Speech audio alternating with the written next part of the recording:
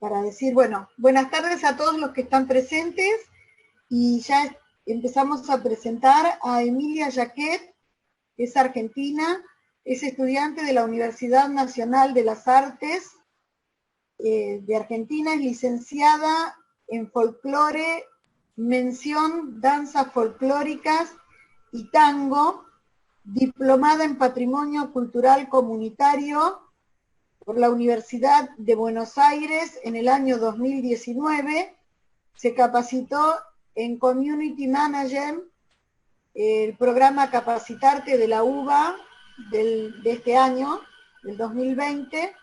En la actualidad cursa la Diplomatura Superior de Mediación Cultural, Comunidad, Artes y Tecnología. Y el nombre de la ponencia es Recorrer la feria sin salir de la casa. Artesanías en Instagram. Bienvenida, Emilia. Hola, ¿cómo están? Bueno, como bien comentaba acá la compañera, soy estudiante de la licenciatura en danzas folclóricas y tango, la licenciatura en folclore, en mención danzas folclóricas y tango de la UNA, todavía no me recibí, estoy ahí a pasitos.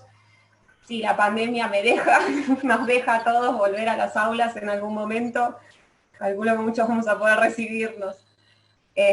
Bueno, y les vengo a comentar cuál es mi trabajo. Esta es mi primera ponencia como investigadora. Esta es una investigación que está en curso.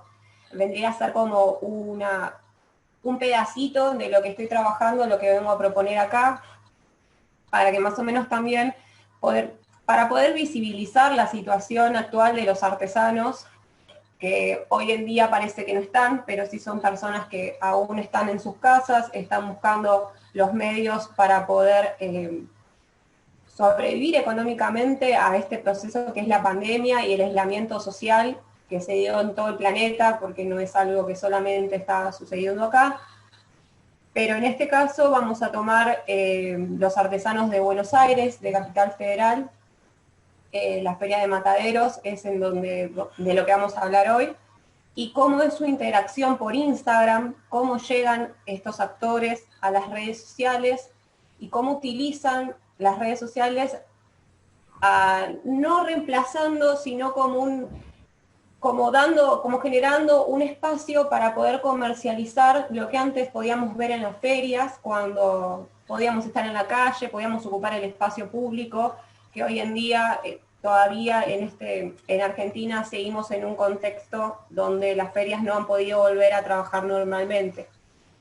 Si bien, no sé si alguno es de Buenos Aires, de Capital Federal, volvieron las ferias de comercio que se encontraban cerca de las plazas, pero no volvieron los espectáculos callejeros, ni tampoco las ferias de artesanías, ni las ferias polirrubro. Solamente las ferias que el gobierno de la ciudad permitió, que son las de comercio alimenticio. Les voy a compartir un PowerPoint que armé para que más o menos podamos seguirnos. A ver si me deja compartir pantalla. Me dice que no puedo compartir pantalla, no sé si se me podrá habilitar la opción. No sé quién es el hospedador. Ahí está, perdón. No, está bien. No. Bien. Un segundito.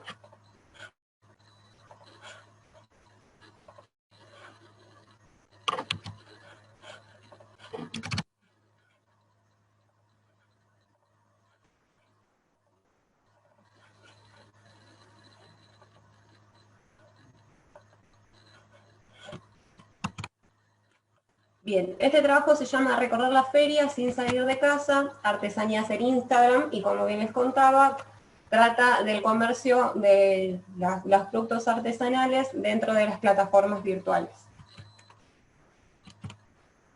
Bien, ¿qué nos proponemos en este trabajo? Esta es una ponencia, este artículo, como bien les contaba, es parte de una investigación más grande, en donde tiene como propósito indagar de qué manera las redes sociales, Instagram en este caso, ha generado un espacio que aloja las prácticas de los grupos de artesanos que tradicionalmente podíamos encontrar en las ferias barriales, ¿no?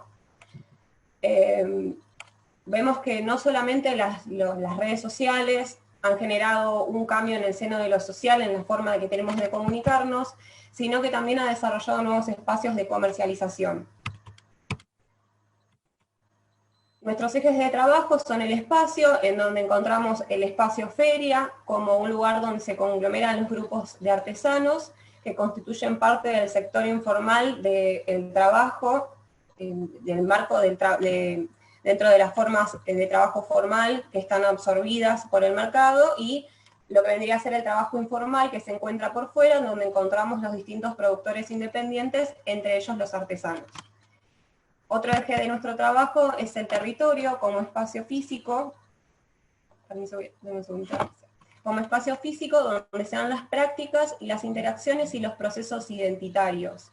¿Por qué separamos territorio? En este caso, vamos a ver que la Feria de Mataderos se constituye a lo largo de principios del siglo XX, en donde el barrio, aloja gran cantidad de migrantes que vienen de la zona del AMBA y del interior, dado que se habían abierto mataderos y distintos frigoríficos que daban posibilidades de trabajo. Entonces tenemos muchas corrientes migratorias que se alojan en ese barrio, que había sido hace muy poquito tiempo incorporado a lo que es la ciudad de Buenos Aires.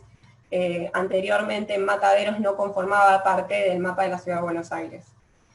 Y luego otro de nuestros ejes de trabajo son las prácticas artesanales, que son las acciones que se dan dentro de los grupos de artesanos, entre los artesanos, cuáles son las prácticas para poder generar sus productos, cuáles son las estrategias que ellos utilizan dentro del espacio feria para poder comercializarlos, y cómo es, dentro de las prácticas, cómo son esas formas, esas relaciones que tienen con el público para poder exponer sus piezas. Y esto todo lo vamos a ver en un contexto también en donde al cambiar el espacio físico por un espacio virtual, cómo se van modificando estas prácticas. Nuestra hipótesis de trabajo, entonces, va a ser sostenemos cuáles son los cambios que se dan tras la incorporación de nuevas tecnologías y espacios virtuales y cómo se resignifican estas prácticas tradicionales que afectan la noción de territorio en donde se desenvuelven. Lo que veníamos diciendo antes, cómo un espacio virtual modifica las prácticas que se dan en la feria, en este caso en la feria como espacio territorio, en Feria de Mataderos. Los objetivos entonces van a ser aportar conocimientos sobre las prácticas artesanales tradicionales y sus vínculos con las tecnologías. Y los objetivos específicos, observar la relación entre arte, artesanías y sus significados en el marco del espacio virtual, describir la feria desde la noción de territorio y exponer el vínculo que se da entre el espacio y las prácticas artesanales. Y observar así las adaptaciones y resistencias que se dan en estas prácticas dentro de los espacios virtuales. Vamos a utilizar una metodología cuantitativa para poner en eje a los actores que son parte de nuestro recorte de la investigación y cuáles son sus prácticas. Y en este caso, como estamos en un contexto de aislamiento y digamos, ir al territorio es imposible en estos momentos, vamos a indagar sobre la cuenta de Instagram que genera la Feria de Mataderos, que es aparte de la cuenta que ellos tienen para seguir subiendo material de la feria. Ya si alguna vez fue a la Feria de Mataderos o alguna vez la visitó, sabe que cuenta con un escenario. Para el que nunca pudo tener la gracia de venir a presenciar la Feria de Mataderos, que es un espectáculo muy bello, consta con un escenario donde hay distintos músicos los fines de semana y donde también hay grupos de baile. Y alrededor de ese escenario principal se ubica la feria, que están sobre las calles principales, una de ellas es Lisandro de la Torre, por donde tiene la entrada, y vas caminando por los distintos pasillos y te encontrás con distintos artesanos que ofrecen, tienen los artesanos que están certificados por el gobierno, que son aquellos que pasan como una especie de prueba en donde el gobierno otorga un certificado que los tienen puestos en los puestos, donde certifica que la producción de ellos es hecha artesanalmente dentro de todo su proceso. Después tienen gente que revende artesanías y también tienen puestos de comida. Bueno, yo para los autores que tomamos para poder analizar el cambio que se dan dentro de los espacios son García Canclini con el concepto de hibridación, Si alguno lo conoce, sabemos que el concepto de hibridación se da cuando determinadas estructuras en un contexto social determinado empiezan a adaptarse a nuevos procesos, y de estos nuevos procesos con las antiguas estructuras surgen estructuras nuevas, ¿no? Es el proceso de las adaptaciones, digamos, en este caso de las prácticas de los artesanos a través del tiempo, porque la Feria de Mataderos se constituye en una primera instancia, como les habíamos dicho, tras la migración de determinados pobladores del AMBA y del interior de Buenos Aires a Capital Federal para trabajar en los frigoríficos, pero dadas las distintas crisis económicas que surge Argentina a lo largo del siglo XX,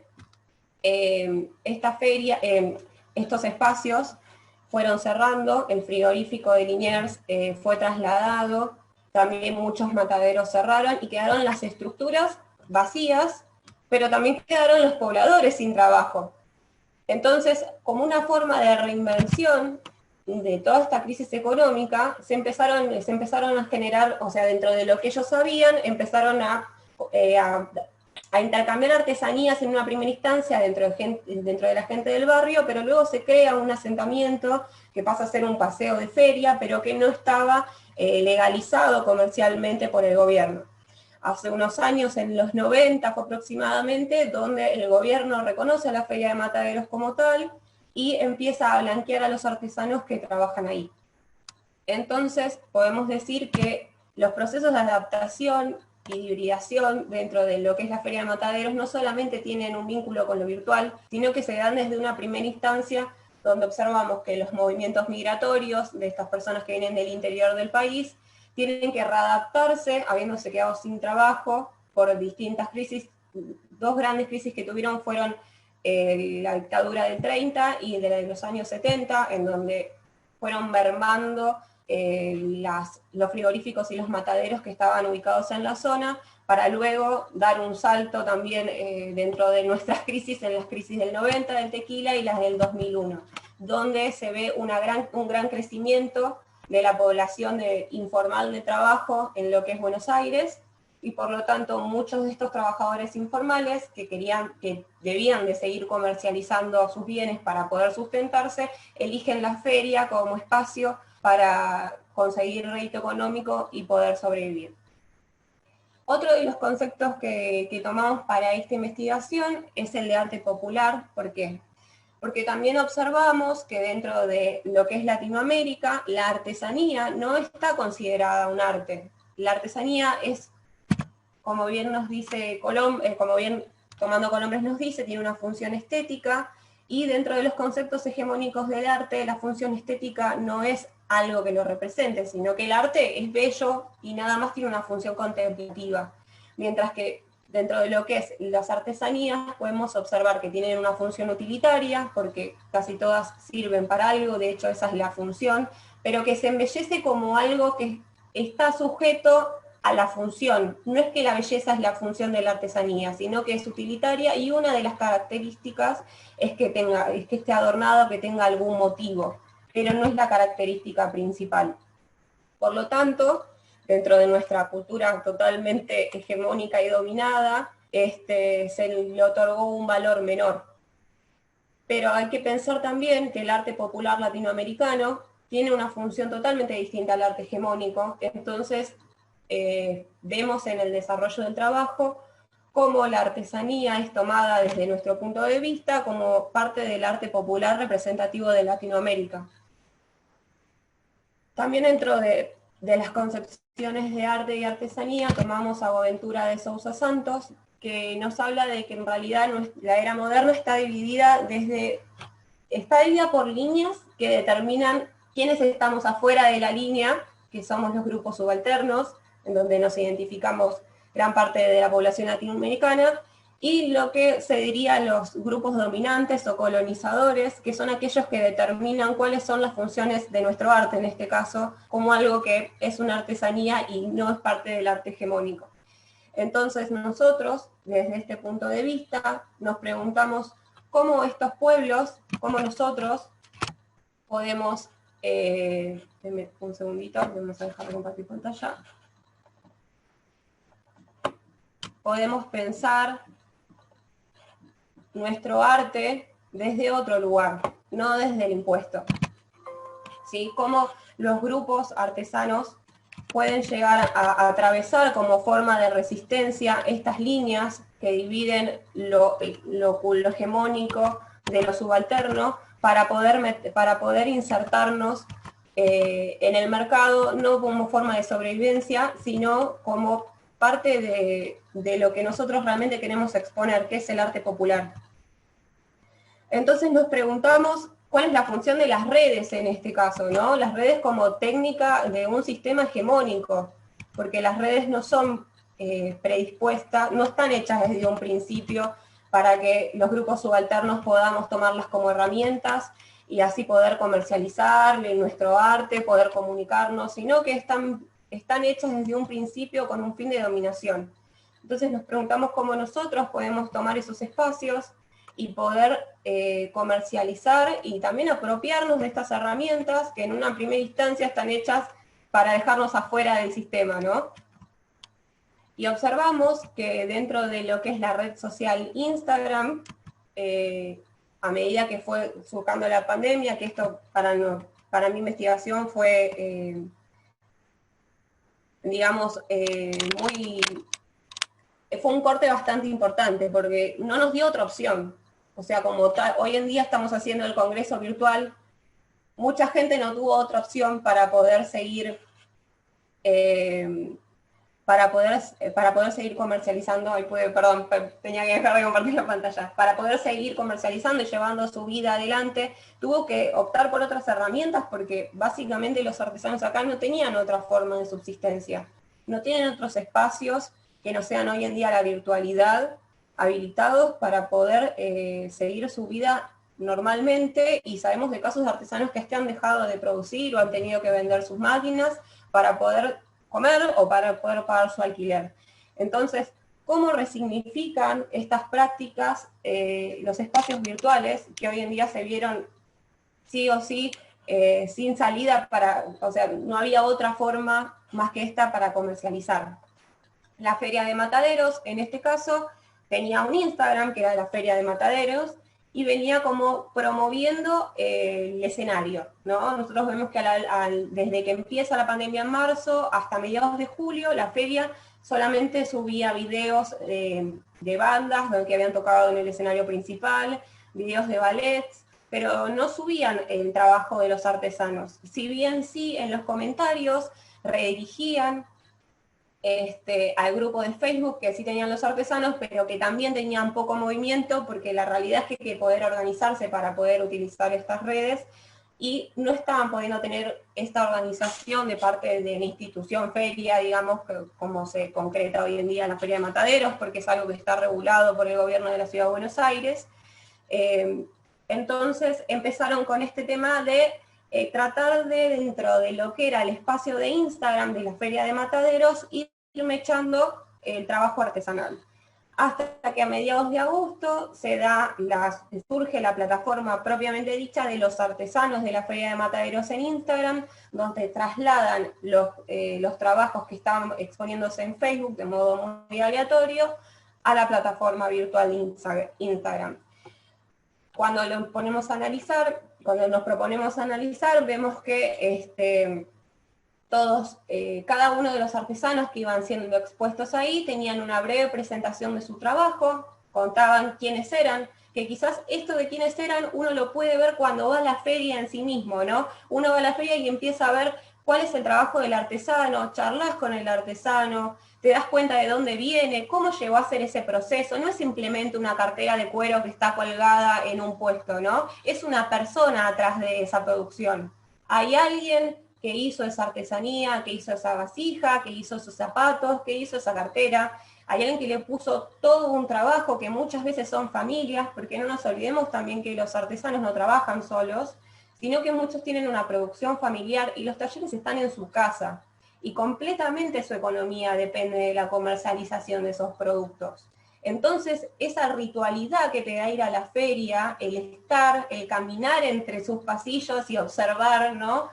No es simplemente hacer shopping, sino que es conocer al otro. Y dentro de claramente en nuestros intereses, que son el folclore, que es el arte popular, ahí completamente vemos volcado, es como ir a, no sé si es medio extraño, pero no es ir a un museo, porque está totalmente vivo lo que estamos viendo. Entonces, decimos, ¿cómo puede ser que todas esas características que encontramos adentro de la feria, en un puesto, al hablar con el artesano, que nos dice, bueno, sí, abrila, te va mostrando la funcionalidad, que si es un instrumento toca su música, porque el artesano que hace el instrumento no solo lo hace, sino que toca. Todo eso, ¿cómo lo podemos ver a través de las plataformas virtuales? ¿Cómo llegan a trasladar toda esa magia que nosotros podemos encontrar en la feria a un celular? ¿Cómo lo podemos ver desde una aplicación, desde una plataforma en una computadora? Uno se pone a pensar y dice, no, es casi imposible como trasladar todo ese sentimiento en una pantalla. Pero se tuvo que hacer sí o sí porque estas personas necesitaban seguir viviendo, o sea, no había otra opción. Hoy en día las redes funcionaron como un canal para que esta gente pueda trasladar todo su trabajo dentro de las limitaciones que da la feria a otro espacio y poder resignificar todo lo que hacían para que uno, como posible o como potencial comprador o consumidor de la feria, pueda seguir conociendo al artesano y pueda seguir obteniendo sus productos. Entonces uno va observando cómo la feria, que genera este espacio de Instagram, que es la Feria de Mataderos en Casa, si lo quieren buscar, empieza a poner fotos de sus exponentes dentro de lo que es la Feria de Mataderos, que esto es un detalle no menor, porque todavía sigue la identidad ferial de que corresponden estos artesanos a la Feria de Mataderos, en las publicaciones sigue vigente. Se presenta un book de fotos de la producción, en caso de que esta persona la tenga, pero también se presenta la persona en la feria. Cuando hablamos del artesano, cuando ellos hablan de sus artesanías, se presentan ellos como artesanos de Mataderos, cómo llegaron a la feria, cómo es el vínculo que tienen con la feria. Hay personas que están comercializando desde hace más de 30 años en la Feria de Mataderos. O sea, hoy en día no tener este espacio para ir los fines de semana es un golpe muy fuerte a su economía y también a las características de su vida. O sea, son grupos que están muy unidos. Hay una forma de interacción entre ellos que no es la misma, quizás, de cuando vas a las ferias de comercio que puso el gobierno de la ciudad, donde cada uno tiene su carrito, donde es medianamente reciente. Hay otras interacciones en las ferias artesanales y precisamente en esta feria, que es una de las pocas ferias tradicionalistas que tenemos en Buenos Aires, en Capital Federal. Sin olvidar también que el nombre tradicionalista no solo viene del hecho de que comercializan piezas que tienen que ver con lo folclórico, sino que también esto es otorgado por una regulación del gobierno. Para ser tradicional y para ser artesanal, todo esto está como reglamentado en un punto, y si nosotros buscamos la regulación de las ferias dentro de la página del gobierno de la ciudad, también están. Ellos se encuentran dentro de un apartado que es ferias tradicionales. Cada feria tiene un apartado, Mataderos está legalmente, figura como feria tradicional y de productos artesanales.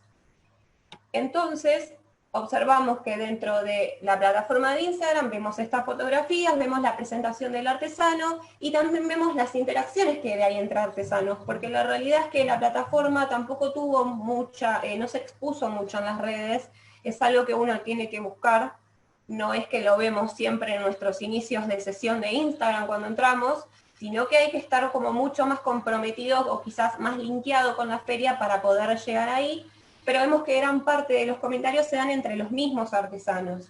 Entonces podemos observar cómo las interacciones del grupo siguen estando, cómo se generan los apoyos, cómo van etiquetando a otras personas para poder ayudar a sus compañeros a que se expandan sus trabajos. Vemos que muchos artesanos también trabajan por fuera de la feria, y esto es una gran diferencia con los artesanos que solo trabajan en la feria, que también vemos que gran parte de esta población son gente que quizás eran docentes, que se dedicaban a otra cosa, y tras el correr de los años fueron volcándose solo al trabajo artesanal. Entonces es muy importante entender cómo estas personas que en una primera instancia solo tenían el espacio físico pudieron trasladar sus prácticas al espacio virtual y de este modo poder ir surcando esta situación que nos lleva a la pandemia y bueno, el COVID-19, que no sabemos tampoco cuándo van a volver a poder abrir la feria en sí y van a poder volver a trabajar con normalidad.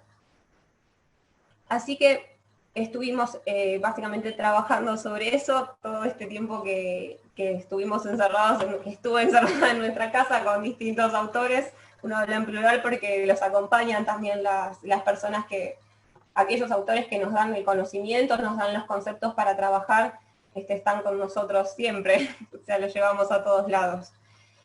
Entonces, podemos pensar cuáles son las prácticas, cómo se van resignificando dentro del espacio virtual para poder trasladar toda esa magia que nosotros encontramos al ir a la feria, poder seguirla leyendo en las redes y de este modo no dejar que nuestros artesanos, en este caso los artesanos de Buenos Aires, caigan en una situación de desempleo, de crisis económica y se vayan perdiendo también y olvidando cuáles son las artesanías urbanas, en este caso, que nosotros podemos ver en nuestra cotidianeidad al momento de ir a una feria y que también elegimos, porque no hay que olvidar que las artesanías son un producto que nosotros elegimos, no es un producto comercial que uno encuentra en un supermercado, no es una producción en cadena, a pesar de que las adaptaciones al mercado han llevado a que muchos artesanos generen producciones más masivas para poder llevar a locales o para tener stock dentro de sus puestos. No hay que olvidarse que esto sigue siendo una producción artesanal.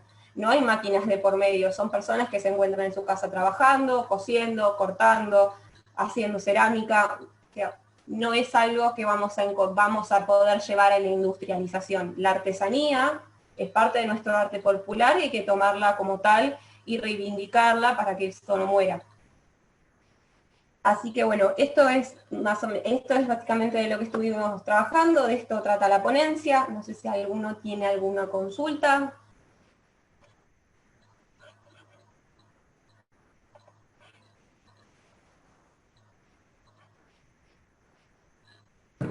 Sí, yo te quería hacer una consulta. La forma de que ellos se nuclearon en las redes, ¿las hicieron ellos autogestivamente o fueron promovidos por alguien? La Feria de Mataderos tiene un cuerpo de delegados que los organiza, o sea, si bien, como decíamos en un principio, surge tras una iniciativa de las personas del barrio, por las distintas crisis económicas que surgieron, luego de eso se estructura y tienen un cuerpo de delegados que va regulando el funcionamiento de la feria. El Facebook, tanto como la plataforma de Instagram, surge de la organización de la feria.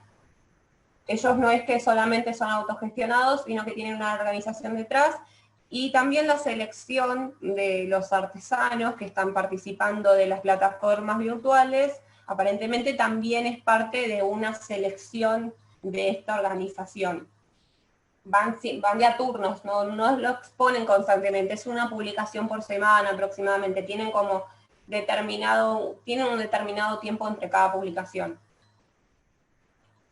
Pero no es solamente autogestionada. Sí. Roque. Abrí tu micrófono, Roque, para preguntar. Perdón. Mi consulta y también tiene que ver en relación a eso de las redes, porque hay una experiencia acá muy nueva con todo esto de hacer una cooperativa también de trabajo con los artesanos. ¿De dónde sos? El problema quizás, el gran problema aquí, hola, sí, ahí creo que sí. Bueno, disculpa. La idea era consultarles algo en relación aquí en La Rioja. Se está realizando una pequeña experiencia con una cooperativa de algunos artesanos. La idea también, y el gran problema que a veces tenemos, es la conexión y el acceso también de los artesanos a las redes y al manejo de celulares, al manejo de algunas computadoras. Es un gran inconveniente que hay, y hay mucha gente que es de alguna manera reacia a eso, justamente de lo que se hablaba, dice usted, que la artesanía por ahí es algo que tienen que ver o tocar o sentir de alguna manera, ¿no? Es un gran inconveniente. Claro. Bueno, va por ahí el aporte y la consulta mía en relación directa de cómo solucionar también el problema de las redes en esta forma de trabajo que obviamente vamos a tener que seguir y experimentar y aprender también a hacerlo, ¿no? Sí, yo creo que parte de lo que trajo la pandemia fue que inexorablemente todos tuvimos que experimentar las redes, tanto de plataformas como Facebook, Instagram, Zoom, Meet, todos tuvimos que atravesar por esta situación porque era la única forma que quizás hoy en día tenemos de estar conectados. Pero también es una realidad que los artesanos, o sea, como las características de los actores en sí, por lo general no son personas que estén muy insertas en el espacio virtual y tampoco muy insertas en las prácticas hegemónicas. O sea, el artesano por lo general, o por lo menos el concepto de artesano que se trabaja desde los autores que yo trabajo, que son Beatriz Rothman y Mariana Abuso, son gente que está fuera de este ámbito. Y también nos olvidemos que parte de la creación de las redes no son para el acervo popular, no es para los grupos subalternos, entonces es parte de empezar a tomar territorio de algo que no está pensado para nosotros. Entonces es muy importante entender que estas herramientas, desde mi punto de vista, si uno no las toma, nos empiezan a comer. Entonces hay que buscar la forma de poder insertarse ahí, porque es un espacio que hoy en día se usa para la mercantilización de un montón de productos, y si nosotros como artistas no empezamos a tomar esos lugares, empezamos a estar invisibilizados. Ya hay una invisibilización de por sí dentro de lo que es la cuarentena, de las distintas situaciones que estamos viviendo cada uno, tanto de los bailarines, de los artesanos, de los músicos. Entonces hay que empezar dentro de lo posible, por más que quizás no todos tengan celular, pero con tal de que tenga uno solo y se genere una plataforma como hizo la Feria de Mataderos, porque en realidad no es que cada uno sube, sino que hay una gestión, hay alguien que maneja esta plataforma, que se encarga de que todas, si podés después buscarla porque te va a servir como ejemplo, que se encarga de que todas las publicaciones tengan un formato, y este formato permite que fue modificándose a lo largo de las publicaciones y hoy en día está mucho más estructurado y tiene como un cuerpo en donde podemos determinar distintos factores dentro del enunciado que se puede presentar el trabajo, se puede presentar al artesano, y es muy importante que se cuenta la historia de vida del artesano, aunque sea en un párrafo, pero eso te acerca a lo que vos tenías en la feria, que era cuando escuchabas música ibas porque sabías que había un puesto de un artesano que hacía instrumentos musicales, o sentías el olor a saumerio y te acercabas porque sabías que había alguien que trabajaba con lo que era aromaterapia, o hacía cuencos para portasaumerios. Todas esas cosas se pueden trasladar a la virtualidad, no va a ser lo mismo, pero están. La idea es buscar cómo. ¿Alguna otra pregunta? Yo acá. Augusto. Hay Oscar Augusto, sí, después quiero decir algo yo. Yo realmente me parece muy bueno el grado de compromiso que tiene Emilia, creo que es Emilia Jacquet, con este grupo de trabajadores, porque básicamente son trabajadores. Ahora, muy bien, hay una coyuntura que es la pandemia, ¿no es cierto?, que a todos ha afectado. Y uno de los problemas, entiendo que debe ser el impedimento de que la gente se concentre. Si por un lado los artesanos y por otro lado el público que va a ver los distintos puestos y en calidad de comprador. Si por otro lado se han habilitado confiterías, se han habilitado otros comercios que involucran a la concentración de gente, no veo por qué esto todavía sigue en este estado de que está todo parado. Es decir, no se podría implementar, por ejemplo, sí, me parece muy bueno todo el tema del que estás trabajando, pero obviamente acá al artesano le tiene que haber bajado muchísimo los porcentajes de venta, por más que en tu caso hay una gran voluntad, una gran vocación y conocimiento del tema.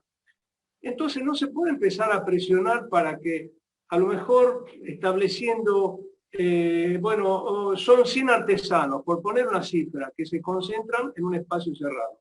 Bueno, el sábado se irán 50 artesanos, el domingo irán los otros 50 artesanos o subdivididos en menores cantidades. Porque obviamente, si no, para unos sí, para otros no, me parece que hay un gran grado de injusticia y esa gente básicamente es artesana porque necesita trabajar, necesita llevar el dinero a su familia. Entonces, me parece que hay una situación de injusticia básicamente para con los artesanos, ¿no es cierto?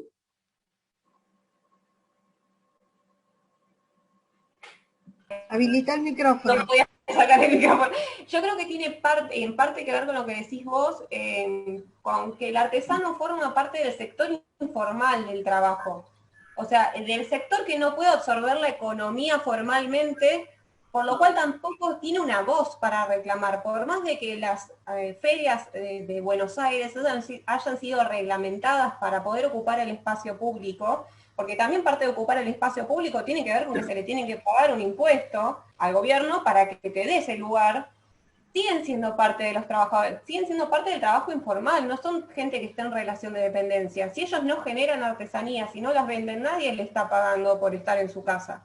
Como les pasa así a otros trabajadores que quizás tienen algún tipo de subsidio, que sí, o trabajan en relación de dependencia, pero no pueden ir al trabajo por X motivos. Si el artesano tiene problemas de salud y es población de riesgo, y bueno, nada, no sé, vivirá del aire. En ese sentido es como que entiendo tu postura y me parece que yo estoy totalmente de acuerdo. O sea, es como nadie se hace cargo de ese grupo, porque están por fuera de lo que viene a tratar de gestionar el Estado, que serían poner un restaurante, que son trabajadores de relación de dependencia, que es una empresa, o otras empresas como rubro salud o rubro de comercio, que hoy en día vemos que hay locales de ropa que abrieron, van a abrir los shoppings y la gente se agolpa en los shoppings como si fuera el último día en su vida que van a haber abierto un shopping, pero no están habilitando las ferias.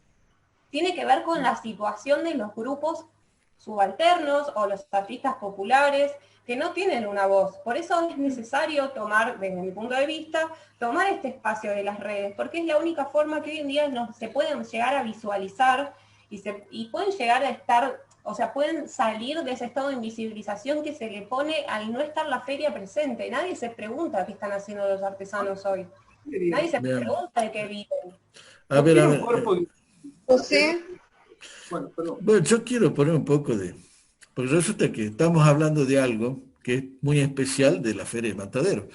Porque mira, si hay algo que me gusta en el país es visitar las ferias. Yo las conozco desde Purmamarca, ¿no? Humahuaca, he ido a la feria de La Quiaca y hasta abajo. Y es una situación muy heterogénea, ¿no? Muy heterogénea. Además, las ferias de Buenos Aires, yo he visto una característica especial, y eso, si está por ahí Roque me va a dar la razón, son muy pocos los realmente artesanos, ¿no es cierto?, de raíz folclórica o artesanos que se llama de arte popular folclórico. Hay mucha artesanía, le llamemos así, tejidos, manejo de vidrio, algunas cosas no sé, en mi tiempo se llamaba de hacer cosas con las manos, ¿no? Hay mucho de eso. Urbana, podemos decir. Claro, urbana, perfecto. Pero hay muy poco del artesano, digamos así, que se conoce como arte popular folclórico.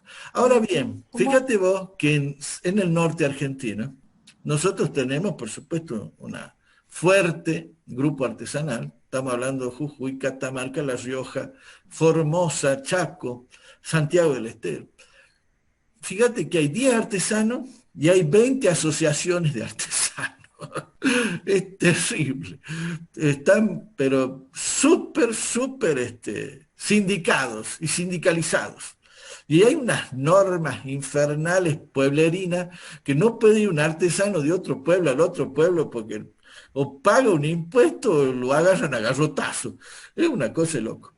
De todas formas, El tema de Internet, Tiago, por los años que tengo, y pues soy digamos, un informático de los viejos, yo te cuento que ya en el año 98, mi amigo Fernández, mirá vos, Fernández de apellido, y es uno de los caciques tehuelches, ¿no? Creó aborigen.com. Es una de las más viejas páginas web de artesanía de pueblos originarios. Y ese argentino, aborigen.com, vendía artesanías, ¿no es cierto? Bueno, estamos hablando de arte popular, a Europa. Estamos hablando del año 98. Hay muchísimas páginas web sobre... Yo hice, pero como 10 más o menos, y siempre protegiendo al artesano. ¿Por qué? Porque está el famoso comerciante del artesano, ¿no? Porque ese es otro atorrante, que le compra al artesano y se pone como artesano él y vende las artesanías.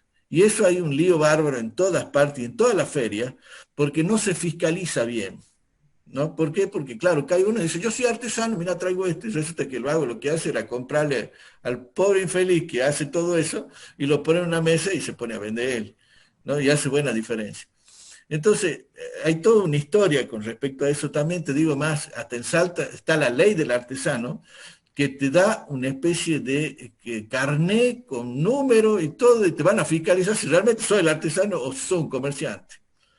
Es una historia genial, que yo la aprendí del maestro Héctor Lombera, que es uno de los creadores y fundadores de Matra, Argentina, ¿no es cierto? Y uno de los que trabajó muchísimo en la ley de artesanía a nivel nacional, es de la Universidad de Neuquén, y es uno de los tipos que más supo y que lamentablemente se lo llevó la pandemia este año. No, nada más quería agregar eso. Sí, acá en Buenos Sara Aires, había levantado una... perdón, no sé qué. Sí, contestale. Que acá en Buenos Aires existe, o sea, la regulación, o sea, se fiscaliza quiénes son artesanos o no, por lo menos en esta feria, pero sí existe la realidad que hay mucha gente que comercializa afuera, o sea, las mismas plataformas, ustedes cuando busquen artesanías y un día tienen ganas de sentarse en Instagram, van a ver que hay mucha gente que casualmente no es de este lado de la línea, digamos, de los colonizados, que compran las artesanías a precios muy bajos y las revenden afuera. Y que esas personas hasta a veces no viven en Argentina, sino que vienen, compran, se van y las revenden. Y esto es parte de que nosotros no tengamos voz o de que estemos totalmente invisibilizados con el exterior.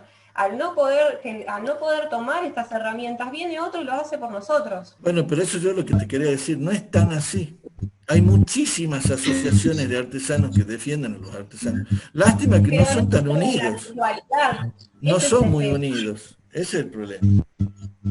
Acá también está mismo la Feria de Mataderos tiene su sindicalización, pero en el sur también, no nos olvidemos que hace 2 veranos atrás en el sur estuvieron con un problema de hantavirus muy grande y no se comercializó a través de otro lado una feria que no sea la Feria del Bolso, o sea, la Feria del Bolso cerró por un tema de que tampoco tuvo mucha temporada y la gente durante todo el año la pasó muy mal. No se utilizaron otras plataformas para poder comercializar. No es solo un tema de pandemia y ya, sino que ahora sí se ve mucho más, pero hay que empezar a generar estos espacios, hay que hacerlos más rutinarios.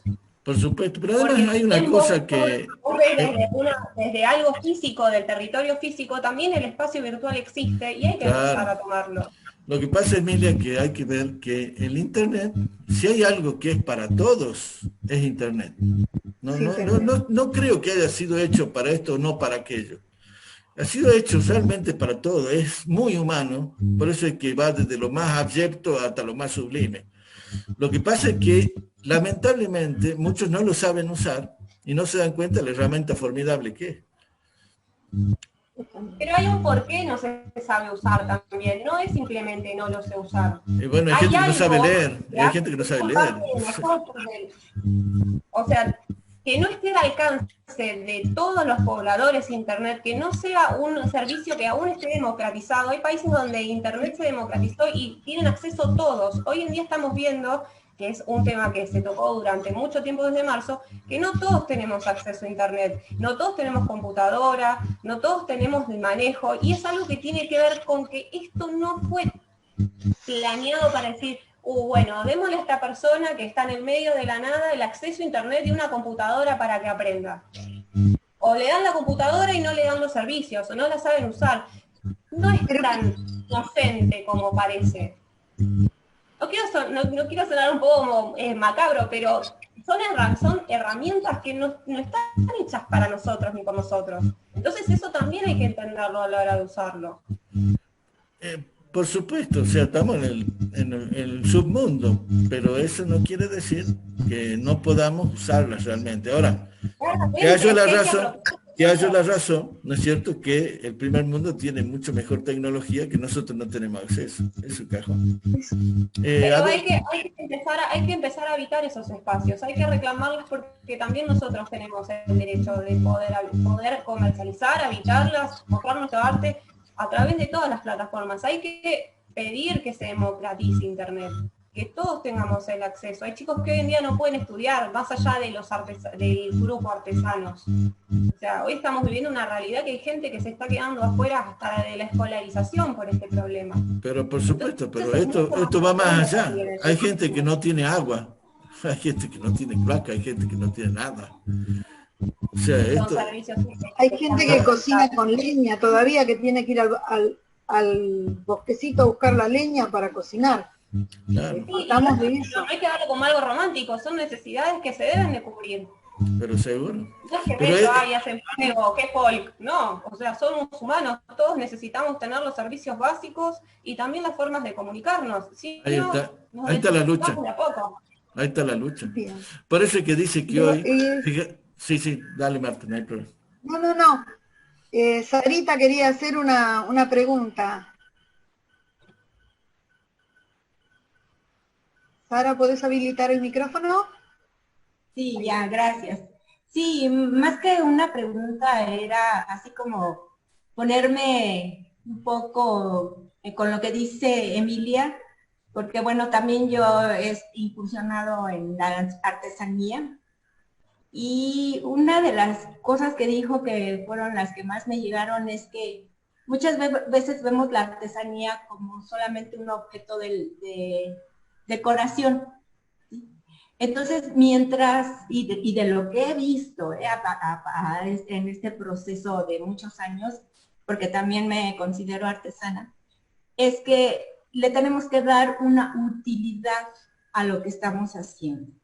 Porque si no le damos una utilidad, queda solamente con el objeto. Y por ejemplo, ahorita en este tiempo de pandemia, pues, te vas a llenar de objetos si estás comprando nada más, ¿sí?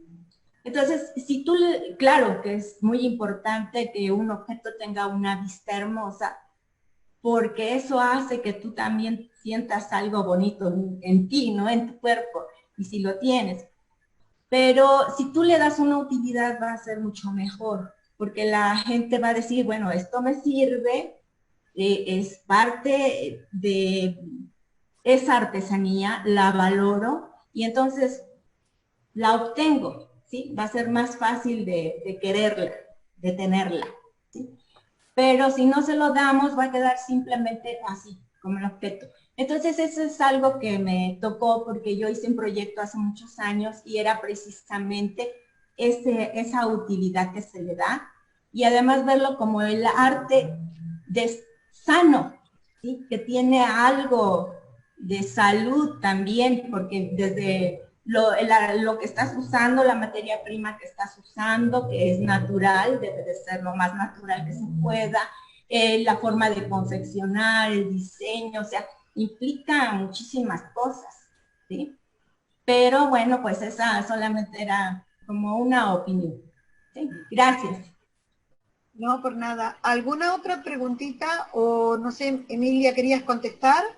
Sí, lo quería contestar porque a mí genera un poco esto, lo que vos decís, también una inquietud, de decir, bueno, compro esto de comprar artesanía, ¿no? Como comprar una vasijita de barro y la tengo colgada para cuando entre a mi casa, alguien entra a mi casa, vea, por ejemplo, que estuve en la Feria de Mataderos, porque también, ejemplo, Feria de Mataderos, como vas al Bolsón y te traes algo del Bolsón y dice el Bolsón. Entonces, con esas firmas también estamos generando un poco la industrialización de la artesanía. La producción para que alguien producciones iguales para que alguien lo tenga colgado en su casa, en la pared, y sepa que fui al Bolsón, a Mar del Plata, a Purmamarca. Así es también es como se va absorbiendo el comercio de mala forma la artesanía. Colombres habla de que la artesanía se empieza a acercar a la industrialización cuando se serializan las piezas para la venta, para satisfacer al mercado. Ahí se mata al artesano también. Entonces es importantísimo pensar en la función y en la utilidad de la artesanía, que no solamente es lindo, sino que en nuestro arte popular tiene una estética utilitaria.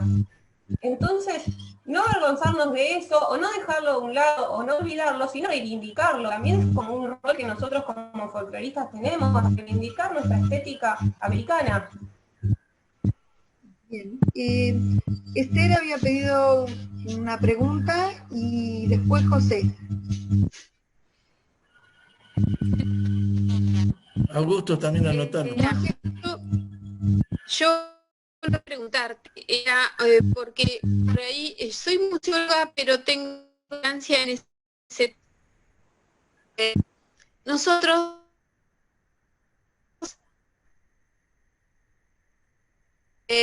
a los que le compraron a los artesanos, y ahora que vos planteas el tema, veo que quizás no está bien lo que hacemos, porque hay una cierta industria que se ha generado en nuestro país, con hermosos negocios que venden las artesanías, como entre tantos, uno es Cardón, cosas nuestras que compran a los artesanos y que son muy caras. Obviamente es muy práctico para nosotros ir a Cardón y comprar unos hermosos regalos para Navidad o para un cumpleaños, porque sabemos que vamos a quedar muy bien, tienen muy buena presentación, pero no sé si está bien que lo hagamos. Creo que está mucho mejor lo que vos decís de tener una página o Instagram, o que se organizan los artesanos para venderlo directamente y nosotros podemos comprarlo por internet y que nos envíen esos productos. La pregunta es, después de esto planteado, ¿hay alguna legislación o hay alguna cosa que los proteja a los artesanos, o simplemente esto funciona así y el que hace su negocio hace su negocio? Lo que pasa que también, por lo que yo tengo entendido de cómo se manejan artesanos, que es independiente esta investigación, igualmente, vuelvo a aclarar, mi investigación es algo en curso, o sea que esta parte es como un reporte de lo grande que planeo hacer para recibirme, y la idea es aplicar un doctorado para poder seguir también investigando todas estas situaciones del trabajo informal dentro de los grupos artesanales. Pero la realidad es que si uno empieza a charlar con los artesanos también, ellos encuentran sus espacios, porque las ferias por lo general son una vez por semana, y vender una vez por semana a nadie le es muy redituable.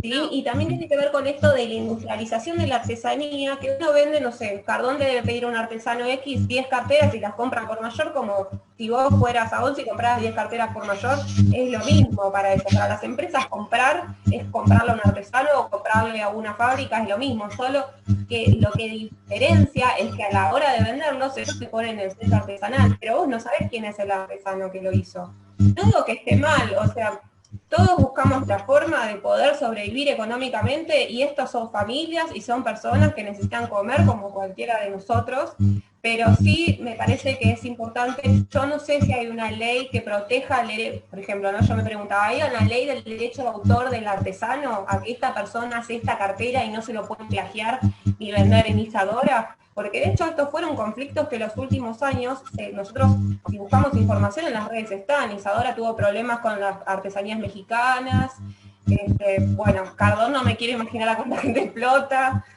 Colombia... Me gustan, por ejemplo, me gustan las artesanías wichis, y vos si vas las identificás enseguida, y Cardón las vende, y las vende carísimas, sí. Las he comprado en el noroeste, y realmente los artesanos las venden súper económicas y son bellísimas. Y vos vas a Cardón y te las cobra una fortuna. Y en ese momento vos te antojas porque te gustó y decís, ay, pero qué lindo, y no lo compré cuando fui al noroeste, y terminas pagándolo una fortuna. Y al artesano, ¿qué le llegó? Nada. Entonces, mi pregunta era cómo legislar, cómo proteger a ese artesano, porque realmente le deben pagar lo que vale este trabajo, porque es bellísimo. Y hablo de los wichis, pero también tienen, o sea, los tobas también hacían unos collares. Yo me acuerdo, había un cacique toba que ahora falleció, que hacía unos collares preciosos. Y realmente, bueno, por suerte el IBE se ponía en la plaza y los vendía. Me acuerdo que una vez yo estaba por entrar a trabajar a la escuela y me dice, ay, cómpreme porque no tengo para comprarle la leche a mi nietito. Y me vendía unas cosas hermosas y yo con eso hacía unos regalos que quedaban fantásticos. Y no las baratas, pero tampoco baratas. Le daba lo que valía y las vendía él. El problema es cuando eso pasa a una empresa como es Cardón y las cobra lo que no valen. Claro, totalmente.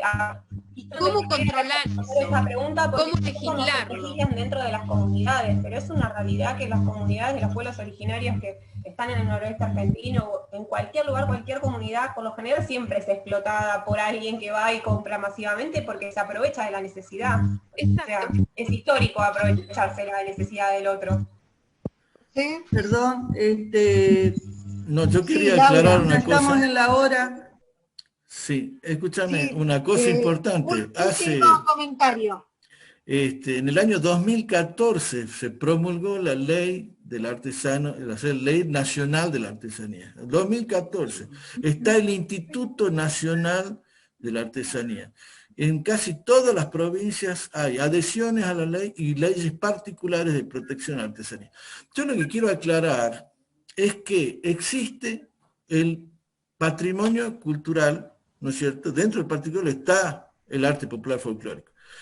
Y eso no tiene nada que ver con los mercados culturales ni con los mercados comerciales.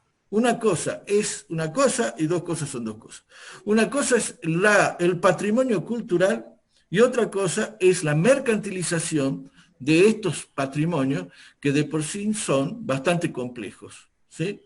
Entonces, ¿qué pasa? Cuando hablamos de mercantilización entra en otro juego, entra en la oferta y en la demanda y entra en otros campos, ¿no es cierto?, que no son siempre éticos ni son siempre sanos, como dijo mi querida amiga mexicana.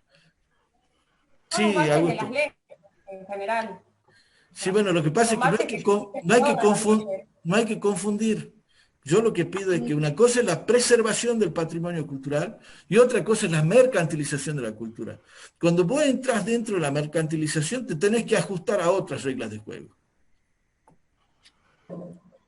Sí, yo insisto. Augusto, último comentario, por favor. Insisto, Emilia. Yo creo que no conozco la Feria de Matadero, pero debe tener, es un espacio físico, ¿no es cierto?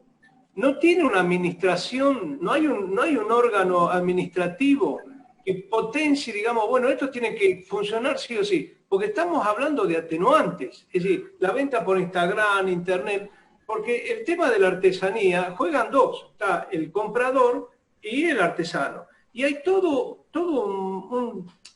un símbolo que es la gente que además de ir a comprar, va a pasear, es un paseo. Es decir, la Feria de Matadero en sí misma, entiendo que es un paseo, ¿no es cierto? Entonces, ¿cómo puede ser que para algunos comerciantes, para algunos rubros, sí se habilite la concentración de gente con sus limitaciones y en este caso nada?